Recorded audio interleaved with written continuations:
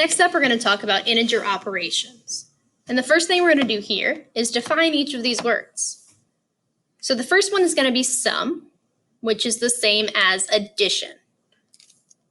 So we're going to put a plus sign next to each of those. Then we have difference. Difference is the same as subtraction. Product, which is the same as multiplication. And lastly, we have quotient, which is the same as division. Now notice I put this dot for product. You used to use an X for multiplication, but from now on, we're really going to try to use this dot because we're going to use X's for a lot of different things.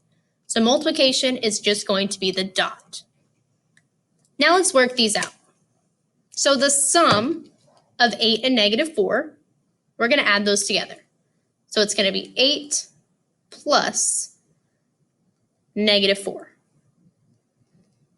So 8 plus -4 is just going to be a 4. That means the sum of 8 and -4 is 4. Next, we have -20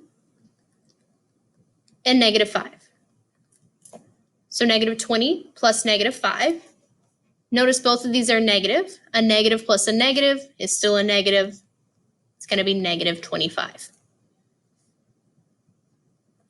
Now we're going to move on to the difference. So the difference of 8 and -4 is going to be 8 minus -4. Minus a negative, you've probably learned before that that makes a positive. So I'm going to change that into a plus sign. So 8 plus 4 is 12. Then over here I have -20 minus -5. Minus a negative again, we're going to make into a positive. So -20 plus 5 is going to equal -15. So if you ever have minus a negative, just go ahead and change that into a positive. Now onto product. So I'm going to have 8 times -4. So now a positive times a negative, we know that's going to be a negative number. So positive times negative is always negative.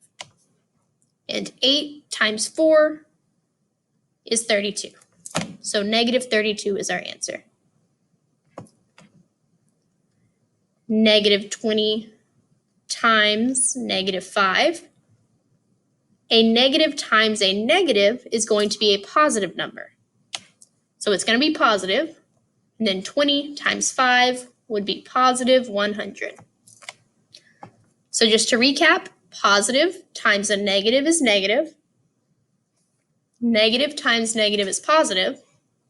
And then, of course, if you had positive times positive, it would be positive. Now, lastly, we're going to move on to quotient. So if I have 8 divided by -4.